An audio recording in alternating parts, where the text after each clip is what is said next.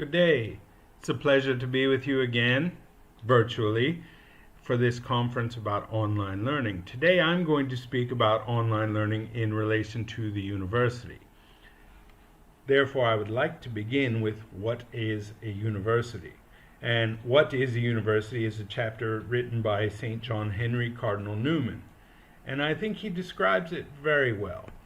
He says, if I were asked to describe as briefly and as popularly as I could what a university was, I should draw my answer from its ancient designation of a studium generale, or school of universal learning.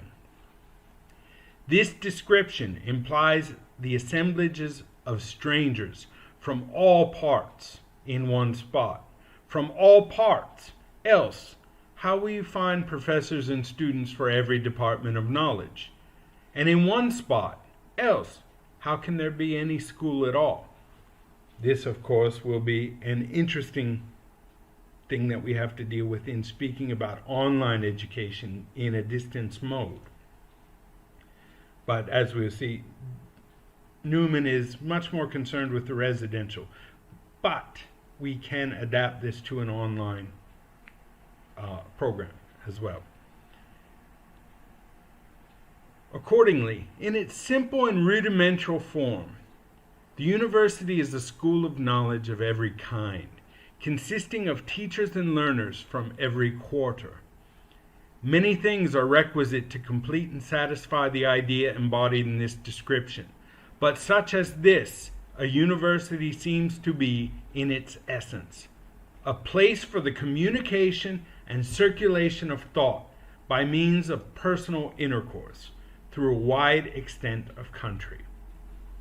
Now, from this excellent definition, we can actually gather that the primary purpose of the university is mutual education and the formation of one generation of students by the previous generations of teachers who were in turn formed by previous generations of their own teachers, forming an intellectual lineage.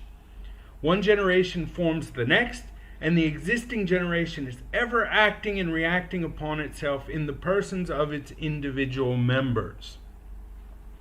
Now, this is very important. What Newman is talking about is this interpersonal, mutual form of education, formation, more so than even education. It's about forming the entire character of a person.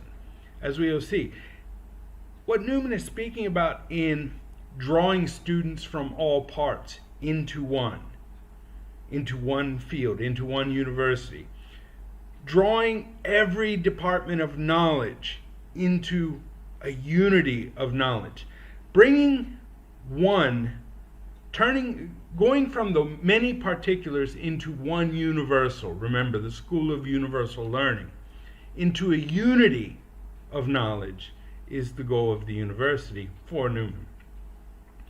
Now, Newman at his own time was also, in this sense, he was going back to an ancient conception of the university. But Newman was working in 19th century England.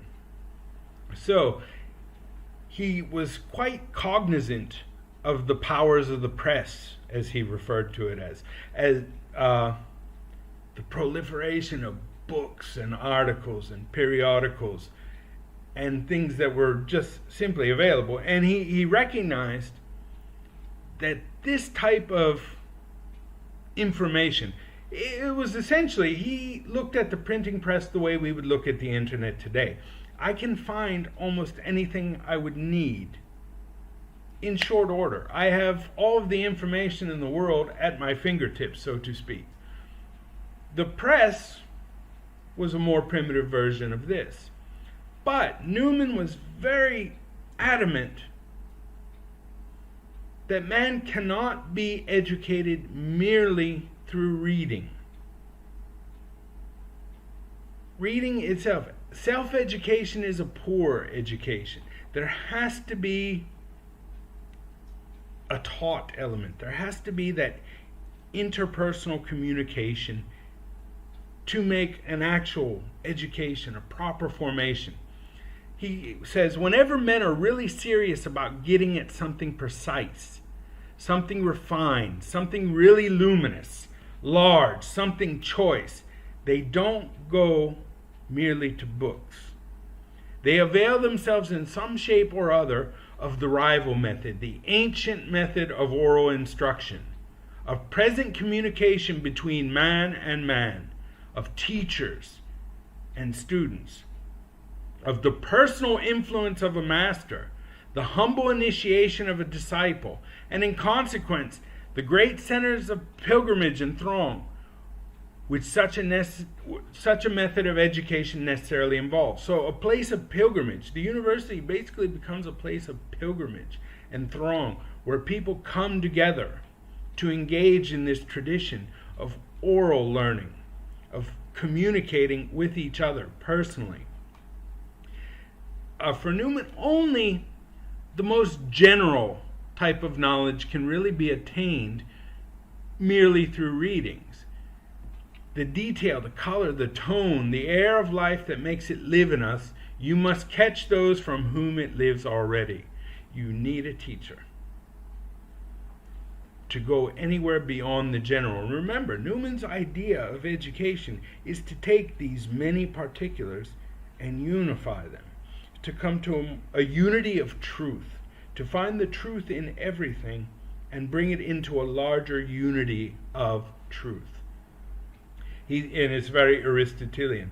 He's going from particular, concrete particulars into general universals, into universal scientific laws, and to laws of logic, into universal metaphysics, theological issues that he's talking about.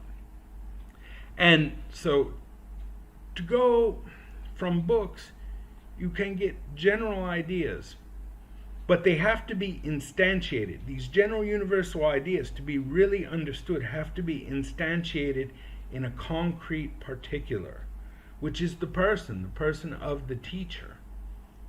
You learn by emulating the teacher primarily, rather than merely the content that the teacher teaches.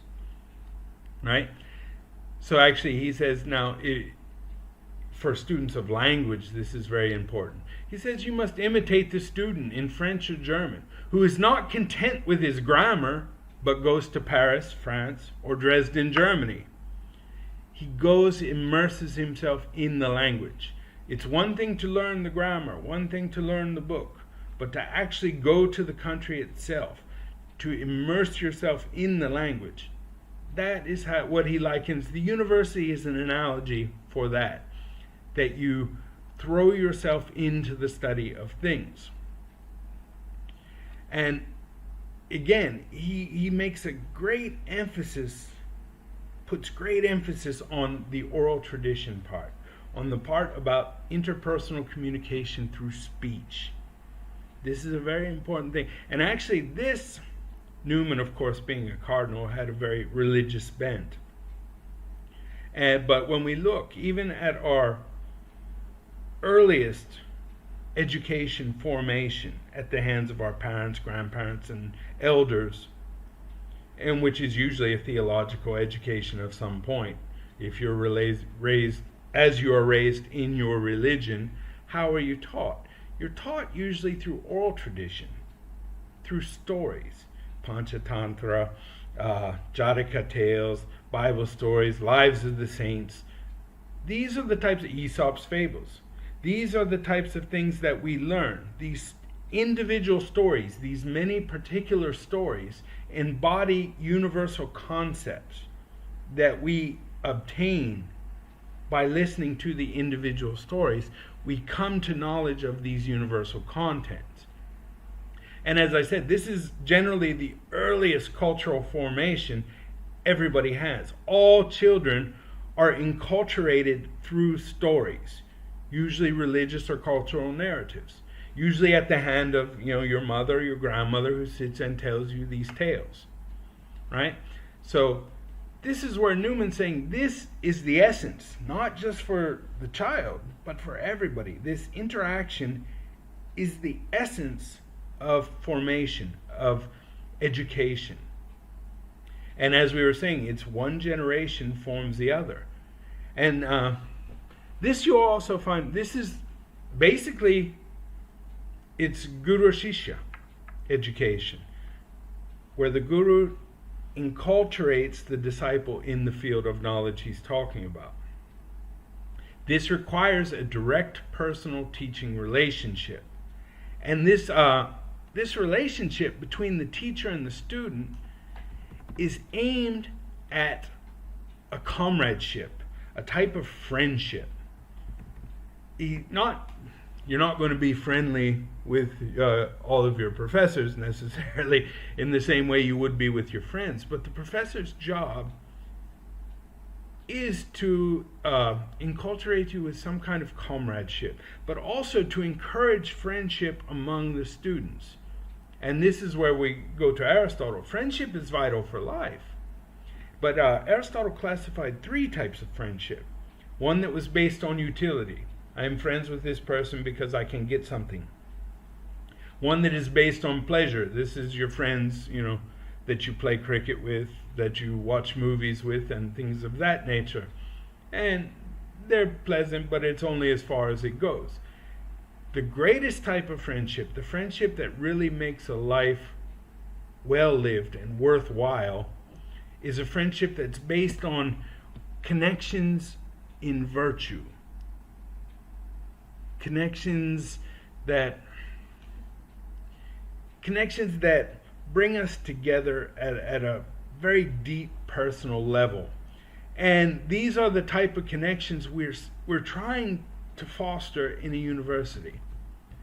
Not that everybody's going to agree, but that everybody can respect everybody else's perspective equally.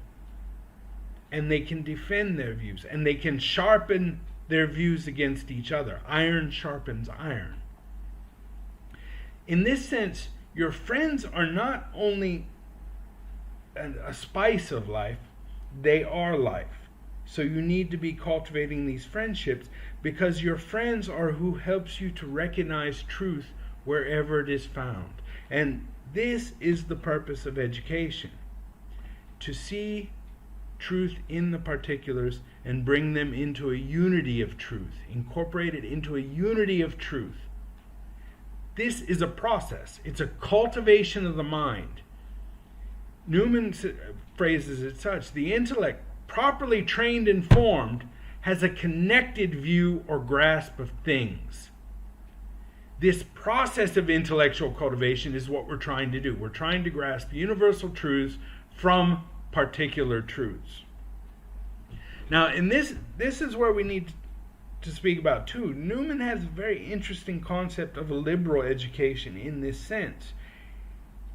He doesn't mean that we should only search for the particular truths in our field. We search for the truth in everything. This is where friendship is important, because our friends know things we don't. We know things they don't, about different fields, about different life experiences, different sciences, different types of knowledge. So we need all of these particular small t truths in order to incorporate them into the larger universal capital T truth. And for Newman, this includes everything, because education is a process. It's an intellectual cultivation. It's a cultivation of the mind that never ends. It's a never-ending process. This means that you can succeed in any kind of science, any kind of field of knowledge. The really cultivated intellect, the intellect we're trying to cultivate and create in the university, can build a bridge as an engineer, or a business as a businessman, and create poetry and play musical instruments. He can do anything, he or she can do anything that he or she sets their mind to, because they approach education as cultivating an intellect that is capable of grasping the truth in many things. In turn, this goes back to, like, as we were saying about the teacher being an exemplar. The educated person, the person that really has this type of education, this intellectual cultivation, is a well-rounded person of character who will be gracious, humble, friendly, and wise. Wisdom, not knowledge, is the aim of a true liberal education. Now, I agree wholeheartedly with Newman's assessment of what a university is, or at least ought to be normatively. But, and as we've seen, Newman puts a lot of stress on the residential model. But he was also quite accepting of the technology, the press of the time. So I believe that Newman would also be quite accepting of online education, because it has disadvantages compared to the residential model. But it also has a lot of built-in advantages in that we can reach more and more students in more and more ways. And if we design the curriculum properly, we can provide at least a partial resemblance of this residential model. And actually, I mean, online education, it's, some purists would want to try to just denigrate it, or try to hold up the residential model at a higher level. This will not last long. It cannot last indefinitely. Times change, technology changes. We have to accept what we're doing, and we have to look at the pros of this too. Like I said, we can make quality education available to more and more people at a cheaper cost and a higher quality than ever before. But as teachers in online education, we have to be very careful that we do not stray from the model of what a university is, which we have just discussed with Newman. So in online education, just as in residential education, the teacher is the most important figure. Remember, the teacher is the guru, he's the master. He's forming another generation. He's forming them in this cultivation of the intellect. He's enculturating these students. The teacher is the most important figure.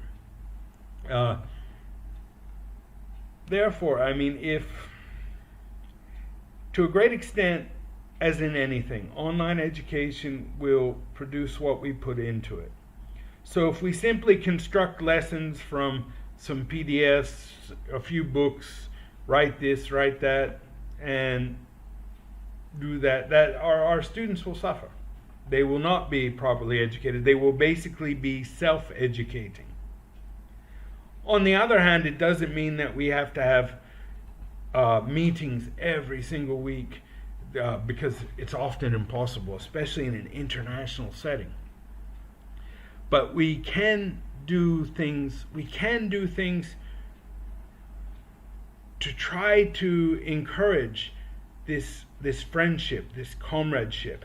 And professors, we have to be very proactive in how we grade. We have to be very forthcoming with our feedback. We have to actually help our students and really nurture them. Actually, I was very lucky in that I had some teachers in online settings that were absolutely wonderfully welcoming to me.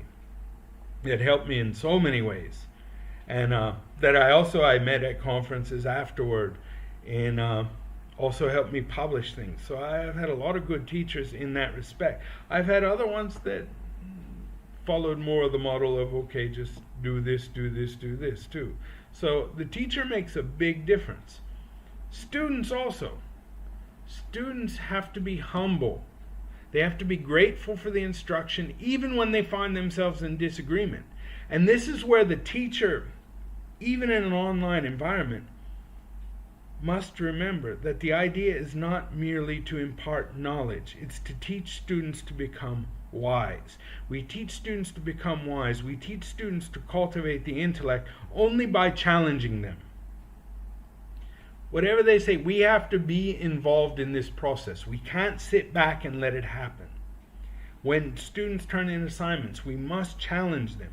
We must push them forward. And in return, the students, they have to be humble and grateful. Students, you have to respect the guru. Doesn't mean you have to agree with him.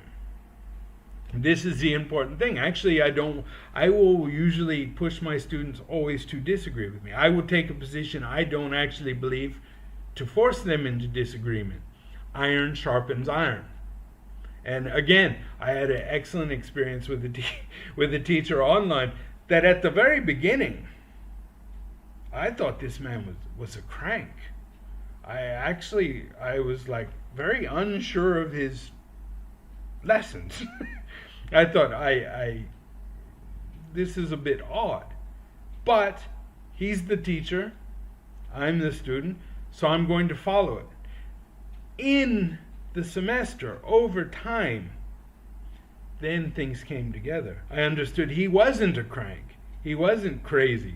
Seemed that way, and I didn't agree completely with everything he taught, but it did fit together. It was coherent, and it was mostly true. But I would have never gone to that experience if I was arrogant. If I had said, this man is just nuts, he doesn't know what he's talking about, I would have cheated myself. So the student has to be very humble and grateful for instruction.